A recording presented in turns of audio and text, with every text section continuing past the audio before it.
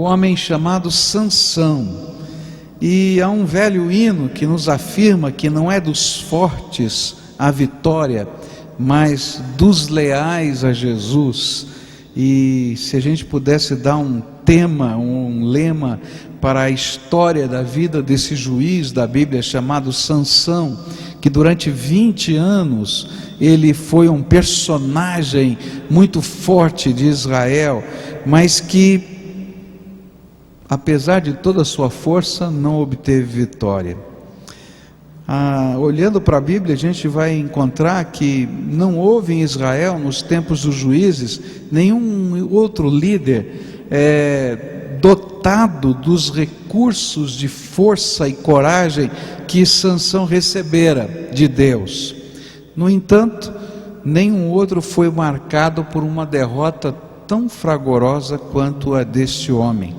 E eu queria tentar olhar para a história de Sansão, que está no livro de Juízes, no capítulo 13 até o capítulo 16. Quais foram os erros que desqualificaram este líder do povo de Deus? Quais eram as dificuldades que haviam no coração desse homem? O primeiro trecho que eu queria ler com vocês se encontra no capítulo 13 do livro de Juízes. E nós vamos fazer um passeio aqui nesses capítulos 13, 14, 15 e 16 do livro de Juízes. A partir do verso 1 até o verso 5, vai falar sobre o nascimento desse homem e os propósitos de Deus na vida desse homem. Tendo os filhos de Israel tornado a fazer o que era mal perante o Senhor, este os entregou nas mãos dos filisteus por 40 anos. E havia um homem de Zorá, da linhagem de Dan, chamado Manoá, cuja mulher era estéril e não tinha filhos. E apareceu o anjo do Senhor a esta mulher e lhe disse: eis que és estéril e nunca tiveste filho, porém conceberás e darás à luz um filho. Agora, pois, toma cuidado, e não bebas vinho, nem bebida forte, e não comas coisa alguma impura, porque tu conceberás e terás um filho, sobre cuja cabeça não passará navalha, porquanto o menino será nazireu de Deus, desde o ventre de sua mãe, e ele começará a livrar a Israel das mãos dos filisteus. Agora, capítulo 15 do livro de Juízes, versículo 11. E então 3.000 homens de Judá desceram até a fenda do penhasco de Etã e disseram a Sansão: não sabias tu que os filisteus dominam sobre nós? Por que, pois, nos fizestes isto? E ele lhes disse: assim como eles me fizeram a mim, eu lhes fiz a eles.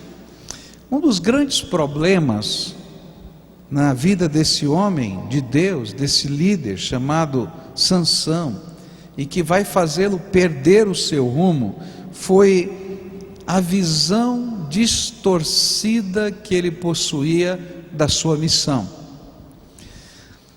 A palavra de Deus estava dizendo que desde o nascimento ele tinha sido escolhido, e ele tinha sido ungido, e ele tinha recebido alguns dons de Deus desde o ventre da sua mãe. E o propósito de Deus para a vida de Sansão é que ele fosse a semelhança dos outros juízes que encontramos no livro de Juízes, um líder no meio do povo de Israel. E a sua missão era aglutinar aquele povo. A sua missão era trazer esse povo como um líder para um novo momento em que Deus livraria da opressão dos filisteus o povo de Israel. Mas é interessante que esse homem, apesar de se tornar um tremendo batalhador contra os filisteus, a sua missão não era ser um líder, a sua missão não era agregar o povo, não era trazer de volta o povo a Deus e entender que a vitória vem do Senhor, não era enfrentar os filisteus apenas conduzindo o povo a uma nova postura de vida, mas era simplesmente cuidar de uma vingança pessoal. Deus o havia separado e ungido para que ele fosse homem de Deus e lutasse as batalhas do Senhor na terra. Mas não foi isso que aconteceu na vida de Sansão. E quando a gente começa a estudar os capítulos 13, 14, 15, 16, a gente vai perceber que a primeira coisa é que Sansão recebeu os dons, recebeu a bênção, recebeu a força, recebeu a unção do Senhor, mas começou a cuidar da sua vida. E ele se acomodou e guardou a unção para si mesmo. E depois, num segundo momento, ele começa a se confraternizar com o inimigo. E ele escolhe uma primeira esposa que era filha dos filisteus, e ele prepara um casamento, e isso está lá no capítulo 14, versículos 1, 2 e 3, e ele vai seguir os costumes dos filisteus, e faz a festa de casamento conforme o costume dos filisteus, e lá a gente vai vendo que ele vai encontrar a sua primeira derrota, justamente porque ele estava fora da visão, fora do propósito, fora da missão que Deus tinha para a vida dele. E então ele é traído pela confiança, traído na confiança da sua futura esposa. Versículos 15, 16 e 17 do capítulo 14 de Juízes diz assim: ao 7º dia disseram à mulher de Sansão: persuade a teu marido que nos declare o enigma, para que não queimemos a ti e a casa de teu pai. Convidaste-nos para nos apossardes do que é nosso, não é assim. A mulher de Sansão chorou diante dele e disse: tão somente me aborreces e não me amas, pois deste aos meus patrícios um enigma a decifrar, e ainda não o declaraste a mim. E ele lhe disse: nem a meu pai, nem a minha mãe o declarei, e tu declararia a ti? E ela chorava diante dele os 7 dias em que celebravam as bodas, e ao 7º dia lhe declarou, porquanto o importunava. E então ela declarou o enigma aos seus patrícios. E aí começou a confusão. Ela vai lá, conta para os 30 homens que estavam como convidados dos filisteus para serem padrinhos do casamento de Sansão, e eles se confraternizando com os inimigos. E aí então chega o momento de revelar o enigma, e eles logo descobrem que quem tinha contado a resposta do enigma tinha sido a sua futura esposa. Ele fica muito bravo, sai dali e ele vai cumprir a aposta, porque era uma aposta. Ele tinha que dar 30 vestes de gala para os 30 convidados, e caso eles não soubessem o enigma, eles dariam 30 vestes de gala, cada um a sua veste de gala, para o noivo. E ele então vai e rouba essas 30 roupas de gala, matando pessoas dentre os filisteus, porque ele está cheio de ira, porque ele foi enganado. E ele entrega essas coisas, mas quando ele volta, o pai da sua esposa, quando ele sai irado, ele acha que ele não volta mais para o casamento, entrega a sua esposa para ser esposa do padrinho de casamento. E ele se casa, tem a noite de núpcias naquele mesmo dia com a esposa de Sansão. E aí começa toda a confusão na vida de Sansão, porque ele começa a agir por vingança. E é interessante que as coisas vão ficando muito complicadas. Ele mata pessoas, entrega as roupas, depois ele volta ao momento e a esposa já está casada, e então ele vai e destrói as plantações dessas 30 pessoas. Essas 30 pessoas vão lá e queimam a casa da esposa de Sansão, que já não era mais esposa de Sansão, do pai dela, e a matam, e ele continua na sua rota de vingança. Mas não tem um israelita do lado dele. Por quê? porque vingança nunca se tornou uma causa que agregue outras pessoas. E Deus não o havia chamado para cuidar somente dos seus interesses. Deus o havia chamado para cumprir o propósito dele na sua vida. A grande lição que eu aprendo aqui com Sansão, nesse primeiro momento da sua vida, é que alguns de nós não entendemos o porquê fomos chamados. E nós recebemos de Deus graça, e nós recebemos de Deus dons, e nós recebemos misericórdia, e nós recebemos sabedoria, e Deus abençoa a nossa vida. E Deus é tão bom, que Ele não retira de nós a sua bênção.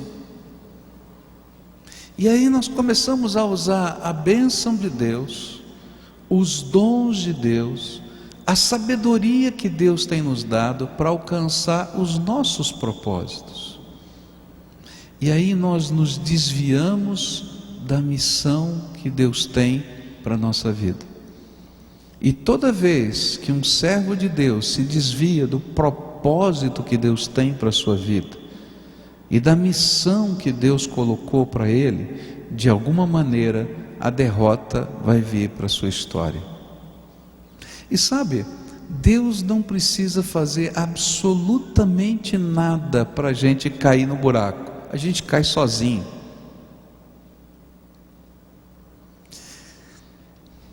É tão profundo isso, que às vezes a gente olha para Sansão e não consegue entender que existe um Sansão sentado aqui. Você é a pessoa em que Deus tem investido o seu Espírito Santo. Você é a pessoa a quem Deus capacitou com dons e talentos. Você é a pessoa que Deus tem um propósito para a sua vida. Você é a pessoa que Deus tem uma missão designada para a tua vida. E aí o que acontece? Eu pego estas coisas todas e vou vivendo a minha vidinha. Eu não tenho uma intenção ruim, como Sansão não tinha uma intenção ruim. Ele apenas queria viver a vida dele. Ele queria casar, ele queria ter uma família, ele queria ter a sua fazenda, mas ele não estava usando aquilo que era o recurso de Deus, nem o chamado de Deus, desde o seu nascimento, como uma parte integrante do propósito da sua vida e da missão que ele tinha para realizar. E o que vai acontecendo é que a gente usa os dons e os talentos que a gente tem para ganhar dinheiro, para construir a nossa história, para comprar uma casa, para fazer a vida. E a gente se esquece que o foco da nossa vida é ser para a glória de Deus e cumprir a missão que Deus tem para a minha vida. E na medida em que a gente vai fazendo isso, nós mesmos começamos a colocar os pés pelas mãos.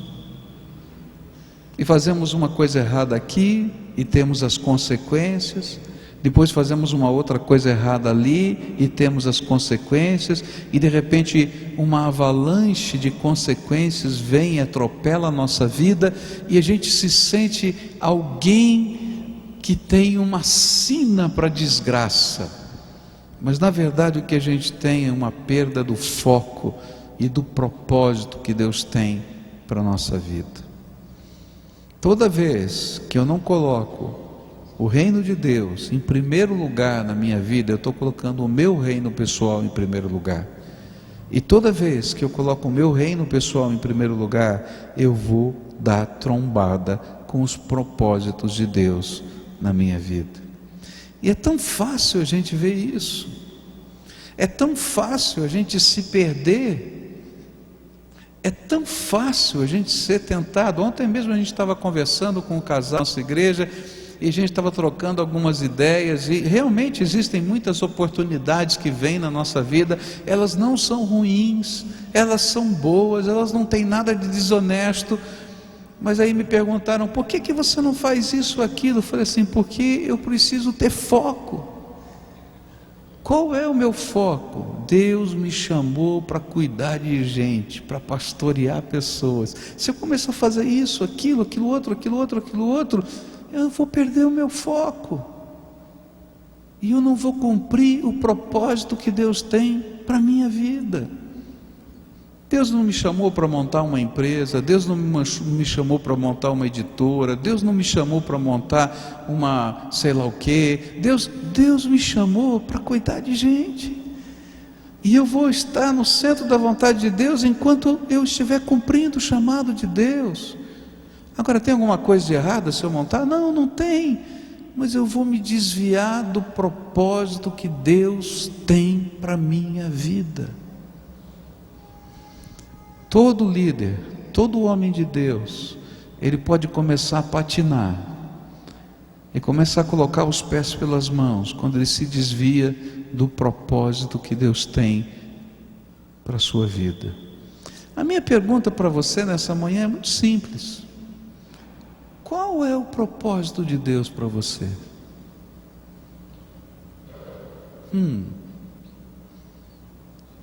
Eu creio, segundo a palavra de Deus, que Deus tem um plano e um propósito específico para a tua vida.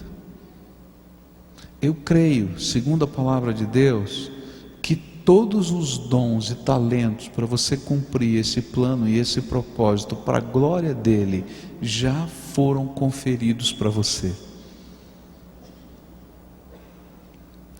Eu creio que algumas dessas bênçãos você tem usado para você, porque são dons, são talentos inatos que Deus colocou nas suas mãos.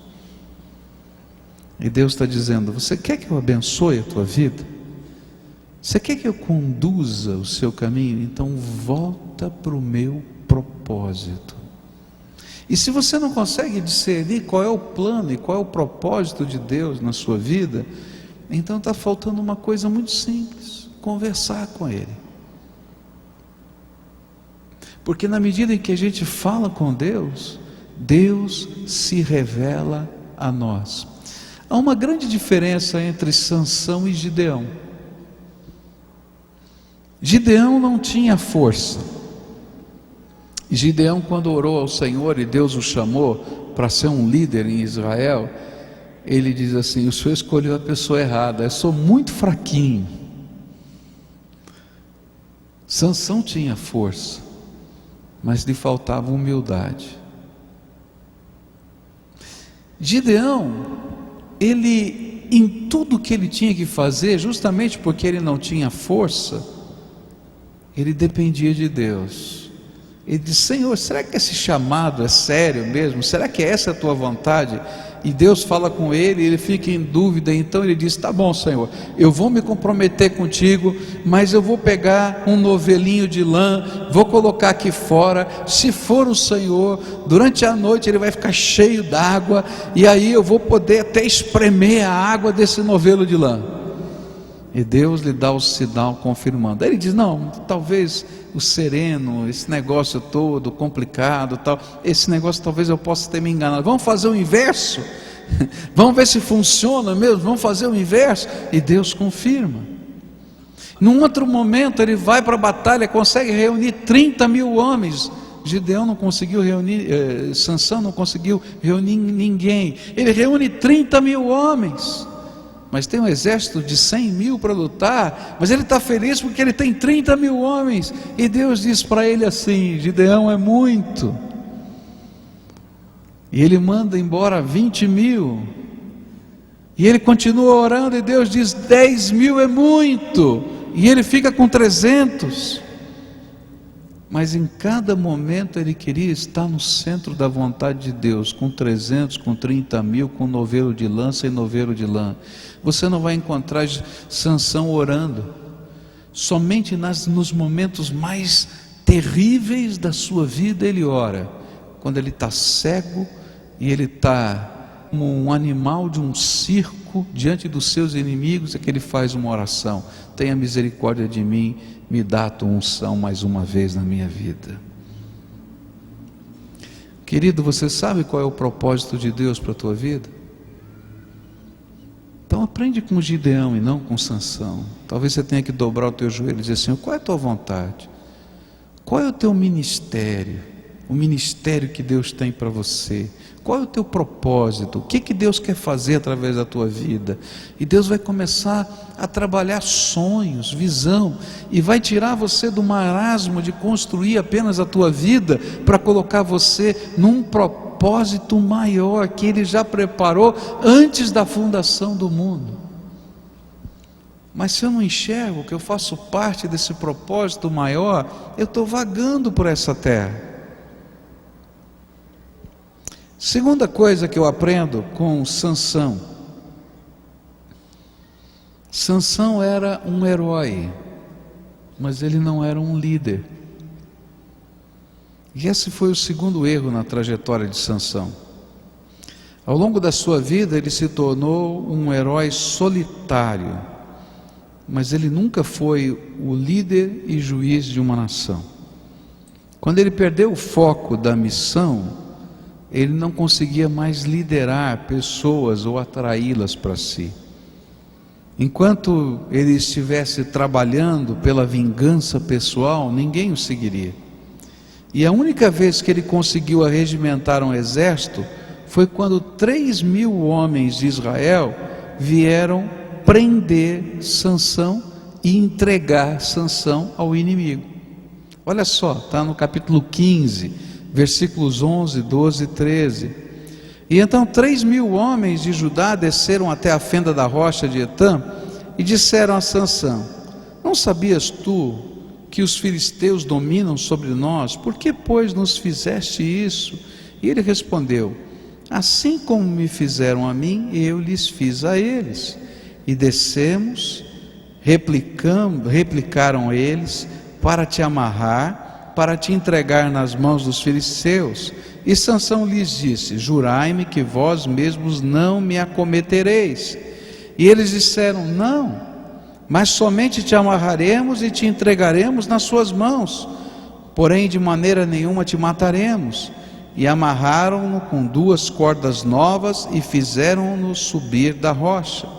E aí os líderes de Israel, que o viam como um encrenqueiro, arruaceiro e não como um juiz levantado por Deus a favor do seu povo e do seu reino, prendem Sansão, levam e entregam para o inimigo.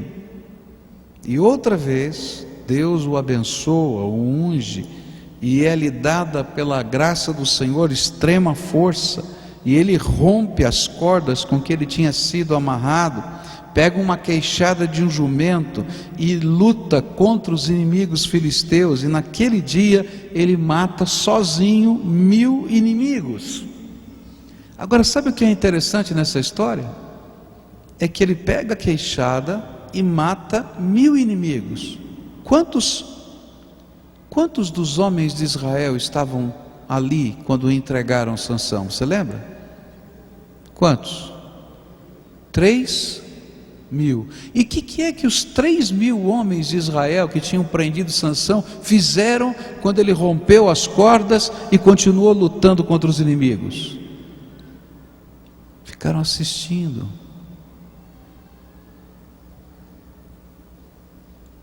Não é incrível isso? Os homens ficam ali, os 3.000 homens param e ficam olhando. Sansão era um herói, mas ele não era um líder. E uma das coisas que a gente vai aprender na palavra de Deus é que Deus não está procurando os heróis solitários, que não saibam trabalhar em equipe, porque alguns desses, apesar dos seus grandes feitos, atrapalham a equipe, atrapalham o povo de Deus e atrapalham a igreja. Deus não está querendo que você carregue o piano sozinho. Deus quer que você seja alguém que possa ensinar as pessoas o valor ao piano e abençoar outras.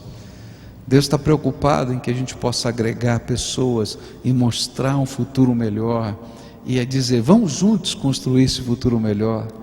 E que talvez você tenha que andar um pouquinho mais devagar do que você poderia caminhar sozinho, para que as pessoas possam caminhar junto com você na direção da bênção e do propósito de Deus.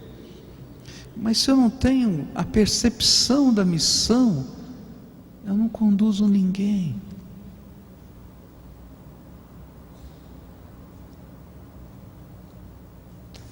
A gente tem que falar a verdade.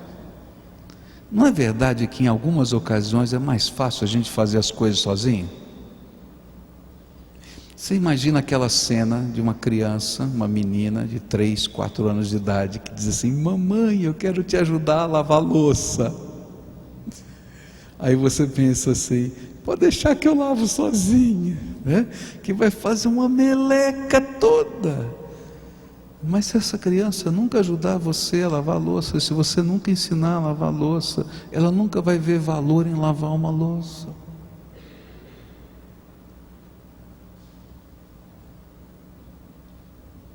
Algumas vezes, o seu filho vai dizer para você: papai, quero te ajudar a arrumar esse negócio. E você diz: filhinho, fica aí, né? Deixa que o papai se vira, que é meio perigoso, tal. Por quê? Porque vai dar trabalho, vai gastar o dobro do tempo. Mas se o seu filho nunca entrar lá debaixo do carro com você, se ele nunca entrar lá para arrumar um cano com você, se ele nunca fizer a massa junto com você, se você não deixar ele aprender a sentar um tijolo, ele não vai descobrir o valor, ele não vai saber como. Na vida cristã, na vida familiar, a gente não pode ser o herói solitário, a gente tem que ser o líder da equipe. E às vezes para isso a gente tem que andar um pouquinho mais devagar, para que as pessoas possam caminhar junto com a gente, e a gente possa ajudar essas pessoas a enxergarem ali na frente o propósito de Deus. E sabe qual é a bênção? É que quando um líder trabalha nessa visão, mesmo que ele passe, mesmo que ele não esteja mais liderando, aquele povo não vai ter falta de outros líderes que continuem o propósito e a missão que Deus colocou para aquela igreja, para aquele grupo, para aquela família. Não para, porque tem gente que aprendeu. E vou dizer mais: e surgirão pessoas que vão fazer muito melhor que aquele líder, porque a graça de Deus é sempre multiplicadora, e vai vir uma bênção maior, e você vai poder olhar e ver: olha que bênção, Deus está fazendo isso, Deus está fazendo aquilo, Deus está fazendo aquilo outro, olha que coisa tremenda. Havia uma grande diferença entre Sansão e Davi como líder. Quando ele diz para aqueles soldados que está com sede, e que ele estava com vontade de tomar a água da fonte, que estava lá na cidade de Jerusalém. Só porque ele tinha dito isso, alguns dos soldados mais valentes que ele tinha, foram de madrugada até a fonte, escondida no meio dos inimigos, e traz um cantil de água da fonte. E quando ele acorda de manhã, os seus soldados estão lá sorridentes e dizem assim para Davi: Davi, você ainda está com sede? Estou. Você ainda quer a água da fonte de lá? Ah, eu gostaria muito. Está aqui um cantil dessa água só para você. Nós fomos agora no meio da madrugada, invadimos o terreno do inimigo, ninguém nos viu, pegamos a água e trouxemos para você beber. E aí Davi chora e diz: eu não posso beber dessa água, porque essa água poderia significar o sangue de um de vocês que morreria por causa de um desejo todo meu. E então ele diz assim: essa água só pode beber, ou só pode ser oferecida em louvor e adoração a Deus, porque quando vocês foram lá, vocês foram em nome do Senhor dos Exércitos. E pega aquela água e derrama no chão, na presença dos seus amigos, e começa a glorificar o nome de Deus. Você pode imaginar esses homens levantando: tá bom, Davi, qual é o próximo assunto? Vamos nós, estamos preparados, porque você é homem de Deus, que nos ajuda a enxergar coisas maiores, que a gente não está servindo o Rei, que a gente está servindo o Todo-Poderoso, que Deus está querendo levantar. São homens e mulheres que dentro de casa ajudem os seus filhos a entender que eles têm um propósito e uma missão, e que eles servem a Deus, que quando saem para o trabalho, saibam que eles são homens e mulheres de Deus, e que eles têm um propósito e uma missão. E na medida em que as pessoas vão vendo que nós somos homens de Deus, mulheres de Deus, que têm um propósito e uma missão, as pessoas vão se agregando ao nosso redor. E quando a gente vai vivendo essas pequenas coisas que são tão profundas e significativas, a gente vai construindo um arcabouço de valores. Sansão nunca foi um líder, ele foi um herói. Mas o interessante é que muitas vezes os heróis são incompreendidos até pelos seus queridos. Quantos são os heróis que os seus filhos não conseguem amá-los?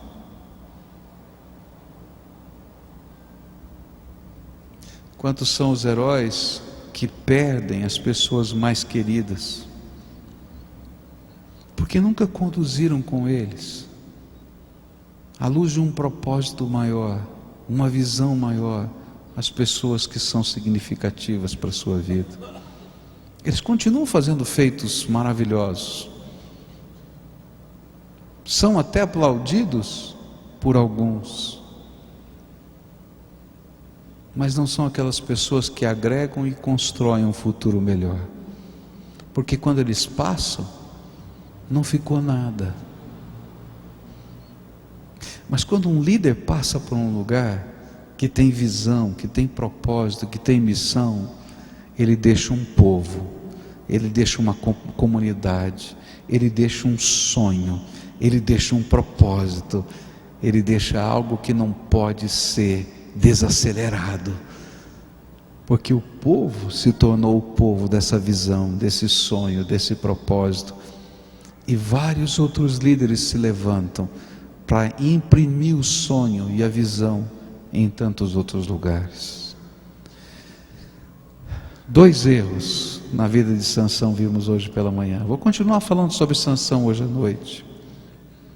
Esse homem, Deus tinha um propósito, mas ele começou a construir a sua missão, o seu sonho, o seu projeto, e se perdeu. Esse homem tinha uma unção de Deus tremenda, mas ele nunca foi um líder, e por isso ele deixou de ser aquilo que Deus queria que ele fosse, um juiz de Israel. O que a gente aprendeu com esse homem?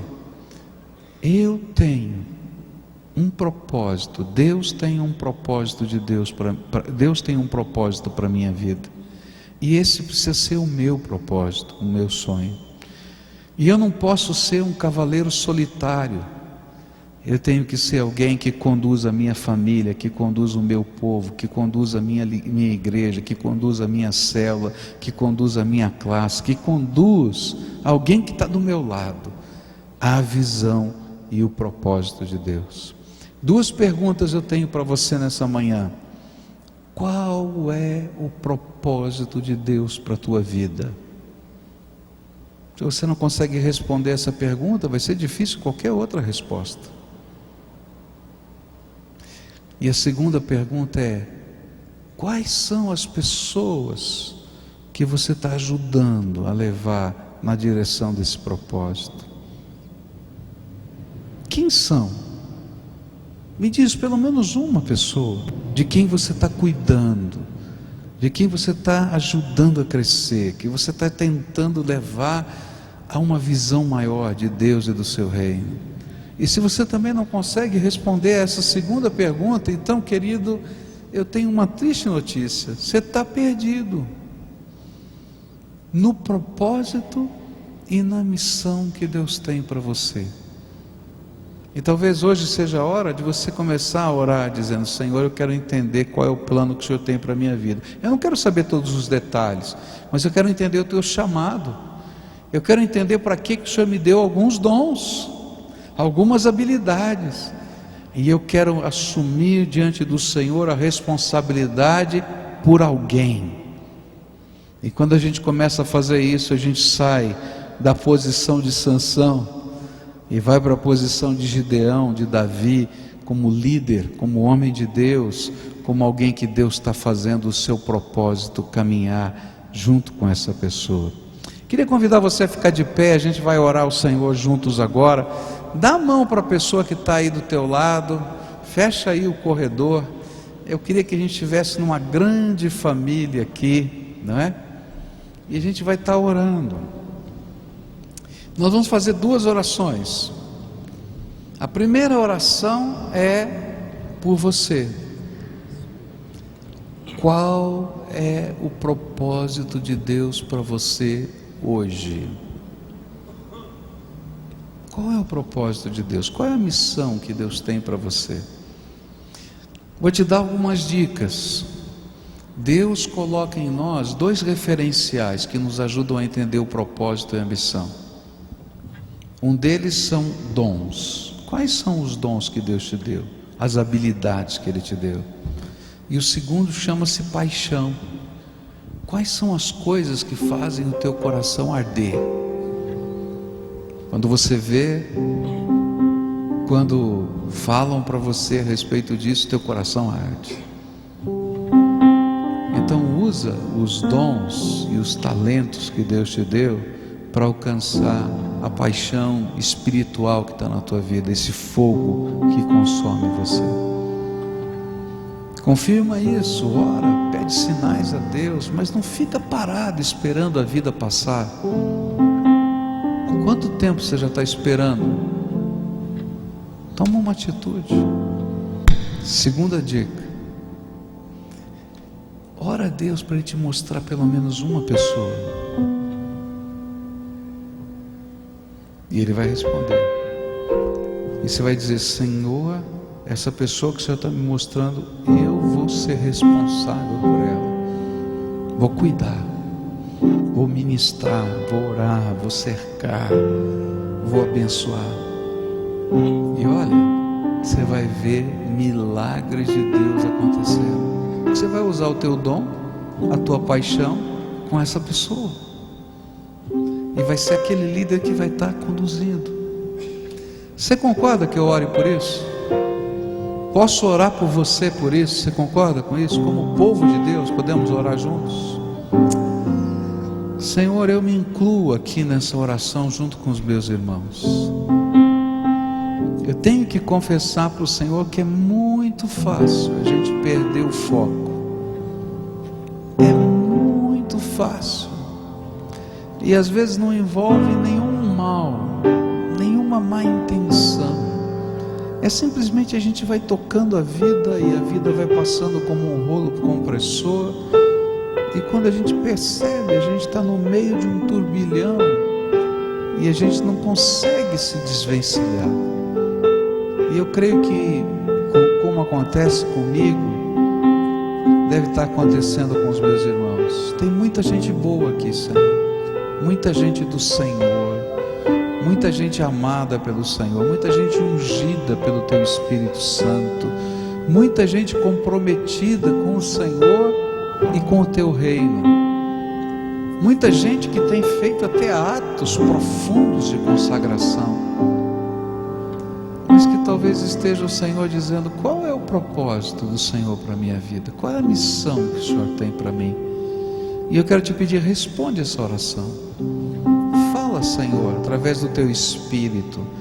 Mostra, Pai, os dons que o Senhor já deu. Mostra, Senhor, como o Senhor tem falado, às vezes colocando uma paixão ardente de ministrar, de ajudar, de fazer. E então, Pai, eu quero te pedir, comissiona outra vez esses Teus filhos e envia envia no poder do Teu Espírito Santo. Eu quero também te pedir uma coisa, Senhor. Revela alguém. Talvez algumas pessoas, de tal maneira que a gente sinta aquele peso da responsabilidade que veio do céu para nós. Estou constituindo você como responsável por essa vida.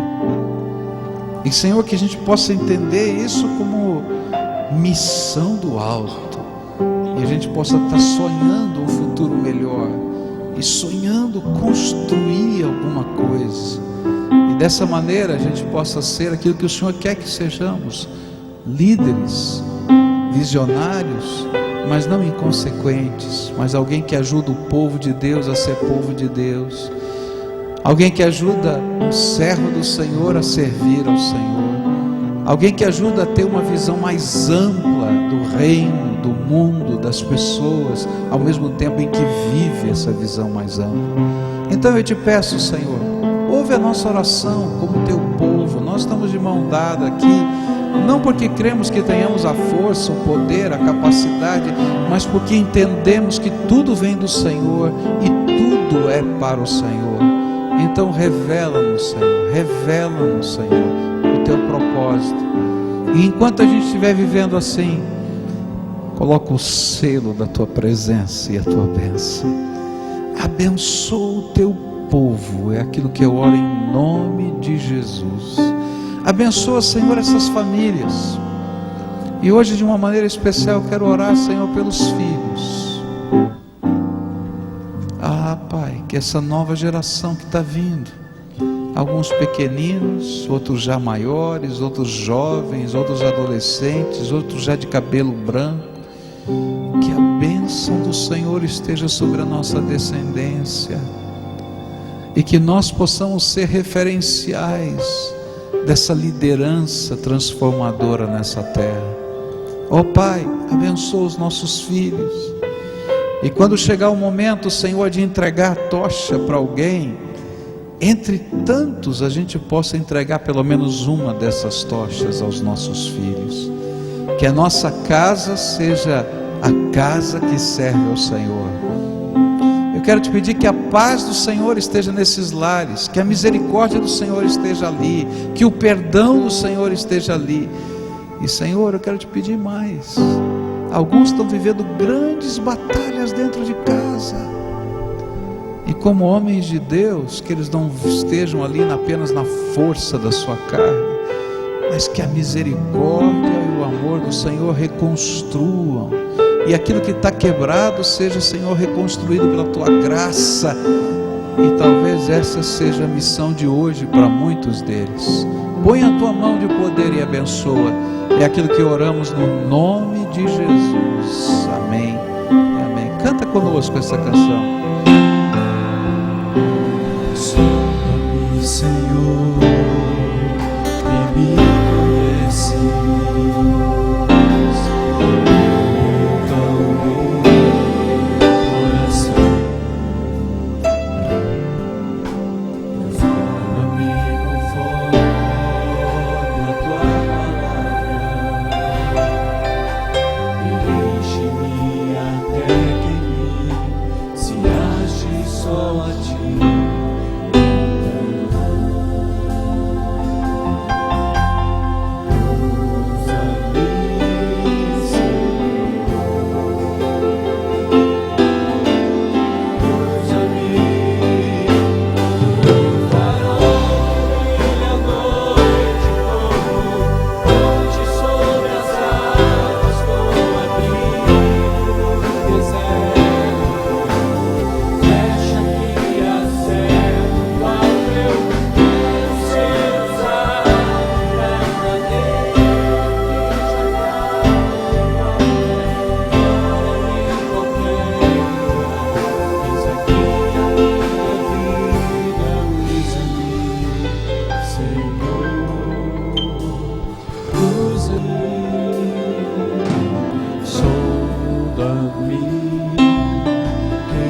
Quebranta-me, transforma.